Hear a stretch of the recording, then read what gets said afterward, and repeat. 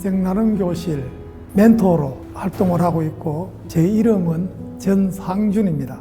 올해로 인생 나눔 교실 3년 차입니다. 전직이 교사입니다. 경상북도 교육청 산하 중고등학교에서 국어를 담당했습니다. 조금 더 보탠다면은 제가 수필 갑니다. 그 수필 강의도 좀 한 일이 있고, 그렇게 문학 활동도 좀 하고 있습니다. 인생 나눔 교실이 있는 줄도 몰랐어요. 그런데 어느 날 친구가 이런 것이 있으니까 같이 한번 안 해보겠느냐 해서 원서를 냈는데, 마침 멘토로 활동을 해보라 하는 연락이 와가지고 하게 되었습니다. 거기 그럭저럭 3년을 했어요. 저는 주로 활동을 어디서 했느냐 하면은 지역 아동센터에서 했어요. 지역 아동센터.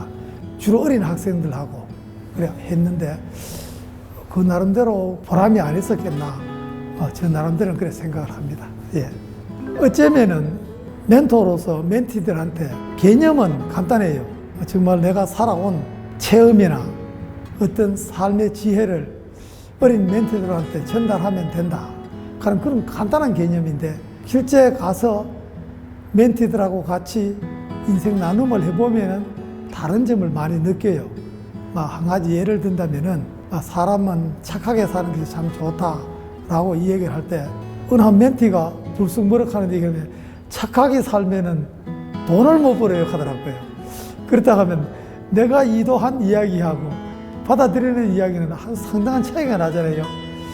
그렇다고 해서 착하게 살면 어떻게 된다 하는 인생을 논할 수도 없는 기고, 돈 버는 거하고 착하게 사는 거 관계가 없다 하는 그런 얘기를 했어도 설득이 안 되거든요. 그래서 참 그때는 저 자신이 당황해요. 어떻게 할까? 그래서 인내를 갖고 착하게 사는 것과 돈 버는 것과 차이점 이런 것도 여러 번 이 얘기를 함으로 해서 조금 이렇게 고개를 끄덕이고 그래 넘어가는 일이 있어요. 나는 10회를 하면은 하나의 목적은 갖고 있어요. 뭐냐면은 글을 써가지고 자기 자신을 어떻게 나타낼 것인가를 조금 배우는 어떤 그 기본을 갖춰주기 위해서, 처음에 접근할 때도 애들한테 속담 같은 거 가져가갖고 중간에 비워놓고 속담 그 중간에 말 채우기 하면 그 속담과 관련되는 인생 나눔 얘기도 할 수가 있고, 아주 간단하게는 오늘 여기 지역 아동센터에 올 때까지 본 것을 한번 써봐라. 야, 막 쓰지 말고 3줄, 5줄만 써봐라. 멘티들이 도움이 됐을런지 귀찮았을런지 몰라도 저 나름대로 일단 목표, 이렇게 좀 귀찮고 해도 조금씩 뭐가 가랑비에 옷 젖듯이 좀 안 나아지겠나 그런 개념은 갖고 있었습니다. 예. 특별한 방법을 갖고 애들한테 접근한 건 없고, 진정성을 가지고 대한다. 장난을 못 쳐도록 하고, 그다음에 이 얘기를 진지하게 할 수 있도록 하는 분위기를 끌고 나가는 데는 그것을 제재하는 방법으로서 뭐를 한다든지 그래서는 안 된다. 조금 조언이라도 하고 훈계를 해야 되겠다 싶을 때는 바로 하는 것이 아니고, 그래서 애들의 행동, 말에 대해 가지고 서로 대화를 해가지고 잘못했다, 미안하다 이런 느낌이 들 때, 그때 이제 세상은 참 긴데 그런 것들 이렇게 참아가면서 사는 것이 안 좋나라고 그런 얘기를 좀 했습니다. 그때 정말로 좀 받아들이는 것 같아요. 예, 그 정도. 예, 그 노하우라 그러면 노하우고, 멘티를 대해가지고 어떤 가르친다 그런 개념은 일단 떠나야 되겠고, 그저 인생을 나눴는데 방법이 다르다. 내가 살아가는 방법과 멘티들이 사는 방법이 다르다. 그 정도를 얘기해 볼 수 있겠습니다. 예. 지역 아동센터에 있는 어린 학생들하고 인생 나눔을 했지만, 내 삶의 가치에 대한 생각을 조금 깊이 해보는 그와 같은 기회가 안 됐나 싶은 생각도 들고, 또 하나는 배운다 하는 것은 어디에서든지 배울 수가 있다.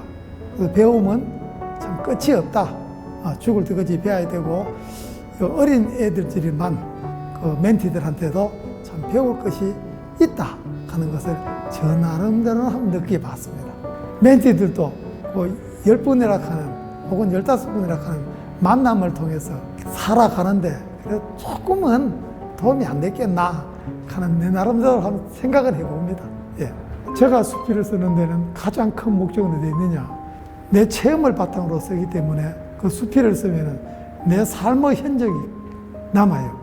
그러면서 어느 곳에 무엇을 봤을 때 내가 어떤 생각을 했는가, 그러면서 그와 같은 흔적들이 수필 작품 속에 남아있기 때문에 제가 이제 한 5권 썼으니까 앞으로도 계속 한 2년이나 3년 만에 한 권씩 쓰면은 서너 권은 더 쓸 수 있겠나 그런 막연한 계획, 그런 걸 늘상 갖고 있는 게니까 상담 봉사 활동이라든지 문화재 지킴이 활동, 이거는 이제 봉사 활동이 목적이 아니고 거기 가면 많은 사람을 만나요. 그 사람들 이야기하고 사무 이야기도 하고 그러면서 내가 훨씬 더 이렇게 삶이 윤택한 것 같아요. 큰 목적 없이 잔잔하지만 다른 사람한테 미움받지 않는 사람, 나를 싫어하지 않는 사람, 그 정도는 목표를 가지고 살아야 안 되겠나, 그렇습니다. 예. 어떤 지식을 직설적으로 주입시키려고 하지 말고 내 삶의 체험을 바탕으로 해가지고 그 멘티들이 잔잔했던 내 삶의 얘기를 할 적에 거기에 멘티들이 나도 저와 같이 살아도 괜찮겠네 하는 어떤 잔잔한 감동을 느낄 수 있는 그쪽으로 접근하는 게 안 좋겠느냐. 제가 3년 동안 해보니까 그 방향이 정말로 인생 나눔 교실의 목표가 아닌가 하는 생각도 들고, 인생 나눔 교실에 대한 공부를 하면서 저 나름대로 머릿속에 정리가 좀 되더라고요. 인생 나눔 교실이란 내 삶을 다시 한번 생각하는 곳이다.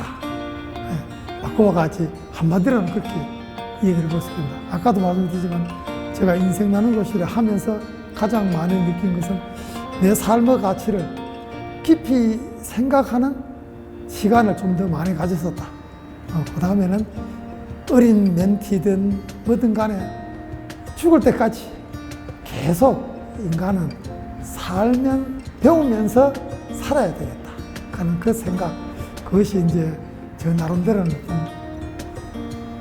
저의 삶의 철학이랄까, 그와 같이 굳어지는 것 같아요.